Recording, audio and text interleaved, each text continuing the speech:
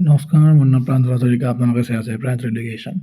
যিহেতু আপোনালোকে গম পালে যে এডমিট আহি গ'ল এ বি আছাম পুলিচৰ বাবে। আজি কিছুমান ইম্পৰ্টেণ্ট কুৱেশ্যন মই লৈ আহিছোঁ লুচেন জিকেৰ পৰা। যিহেতু এইবাৰ দেখিবলৈ পোৱা গৈছে প্ৰত্যেকটো এক্সামতে কুৱেশ্যনবিলাক লুচেন জিকেৰ পৰা বেছিভাগেই আহিছে, আৰু ৱৰ্ল্ড জিকেৰ ওপৰত ভিত্তি কৰি আৰু ইণ্ডিয়ান হিষ্ট্ৰীৰ লগত ভিত্তি কৰি কিছুমান কুৱেশ্যন অহা দেখা গৈ আছে।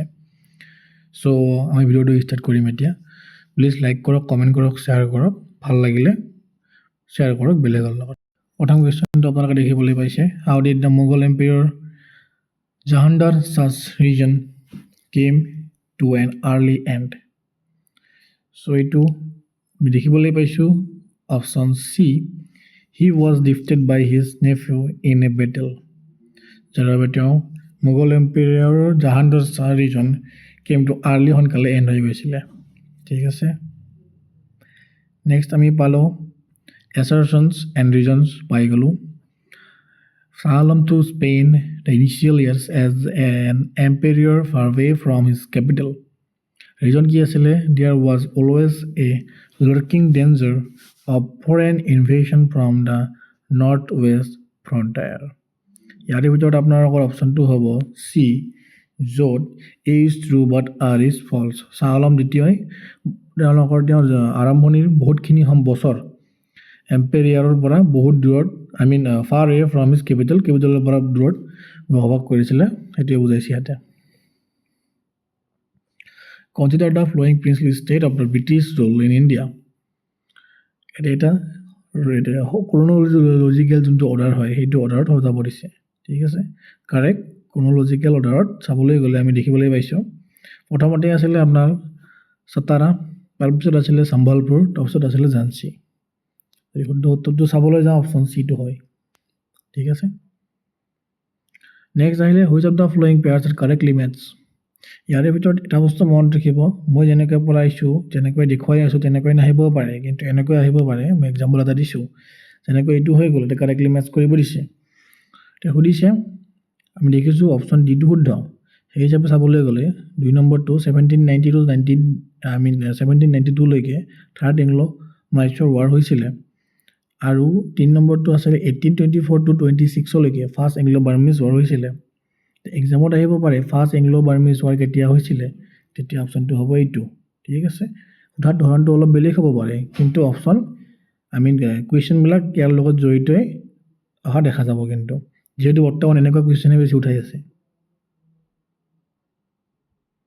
আৰু APSC কাৰণেও বহুত ইম্পৰ্টেণ্ট হয় দেই ভিডিঅ'টো। যদি কোনোবা APSC কাৰণেও পঢ়ি আছে তেওঁলোকৰ কাৰণেও বহুত ইম্পৰ্টেণ্ট হ'ব। Consider the following statement about Sikh gurus. Sikh গুৰুসকলৰ বাবে কোনটো ষ্টেটমেণ্ট কাৰেক্ট হয় এইটো কনচিডাৰ কৰিব দিছে ইয়াতে। 2 নম্বৰটো 3 নম্বৰটো শুদ্ধ হয়। গুৰু অৰ্জুন দেৱ became the Sikh Guru after গুৰু ৰামদেৱ। গুৰু ৰামদেৱৰ পিছত গুৰু অৰ্জুন দেৱ শিখ গুৰু হয়। ঠিক আছে, এইটো শুদ্ধ হয় দেই। আৰু 2 নম্বৰটো হ'ল 3 নম্বৰটো হ'ল গুৰু অংগদ এণ্ড অংগদেৱ। গুৰু অংগদক অংগদেৱ বুলিও কোৱা হৈছিল। Gave the Sikhs their own script Gurmukhi. ঠিক আছে, 2 and 3 শুদ্ধ হ'ব। Option B is correct. Now we are going to the which of the following is the correct chronological order of the battle fought in India in 18th century. Battle of Ambur, Battle of Palasi, Battle of Vindhyas, Battle of Buxar. প্ৰথমটোৱে শুদ্ধ হৈ আছে, option A. এতিয়া আমি যাম next. এটা দেখিবলৈ পাইছে the book Zij Muhammad Shahi related to knowledge of astrology produced in 1733 is written by. কোনে ৰিটেন কৰিছিলে এইটো? সৱাই জয় সিং অফ জয়পুৰ। তেওঁ জয়পুৰৰ আছিলে, সেইকাৰণে তেওঁক সৱাই জয় সিং অফ জয়পুৰ বুলি লিখিছে। ঠিক আছে, জিজ মোহাম্মদ শ্বাহী। ঠিক আছে, আৰু এটা বস্তু আৰু সোমাই আছে, চনটো সোমাই আছে দেই, এষ্ট্ৰলজি প্ৰডিউচ ইন 1733। এনেকৈ কিছুমান কুৱেশ্যনৰ ভিতৰতো শব্দ আমি মনত থাকিব লাগে বা লিখি ল'ব লাগে, কিয়নো ইয়াৰ ভিতৰতে কিছুমান এনচাৰ সোমাই থাকে, আৰু এনেকুৱা ধৰণৰ এনচাৰবিলাকেই কিন্তু আজিকালি আহিবলৈ দেখিবলৈ পোৱা যায়। Who converted the Sikh into martial race? কোনে শিখক এটা মাৰ্চিয়েল ৰেচলৈ কনভাৰ্ট কৰিছিলে? গুৰু গোবিন্দ সিংহাই। Option will be B. Okay, come to the next question. Who founded independent Sultan of Bengal? Independent Sultan of Bengal কোন আছিলে? Murshid Quli Khan. Option B will be correct answer. Who founded Sikhism? Sikhism কোনে found কৰিছিলে? নানক, গুৰু নানক দেৱে শিখ আশ্ৰম found কৰিছিলে।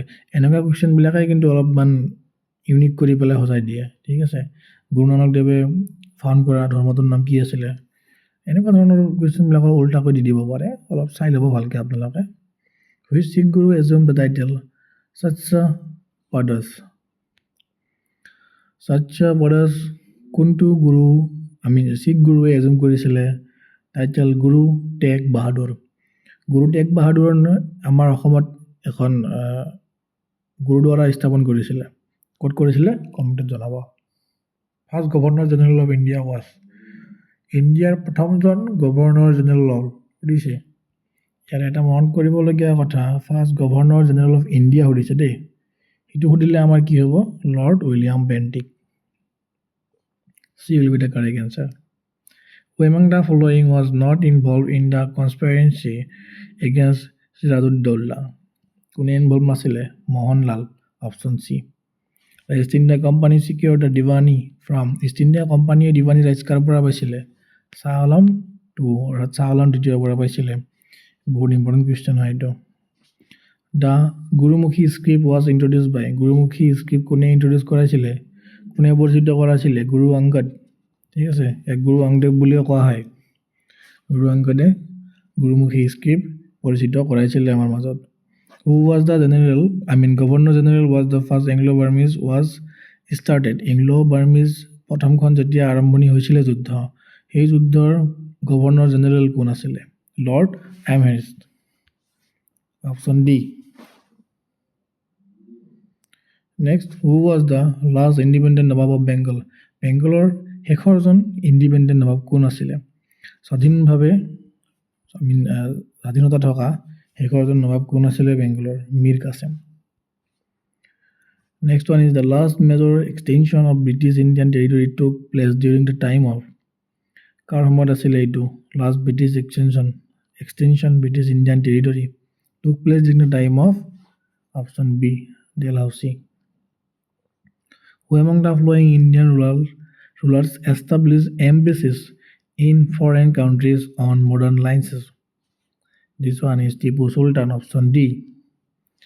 And last one is, you can see on my screen, which one of the following statement is not correct?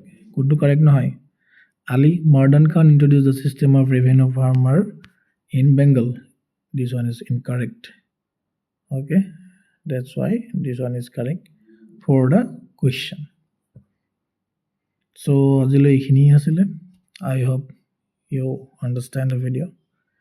So if you want to know anything else, just let me know in the comment, and for any query just ask me anything in comment. Okay, thank you so much, have a nice day.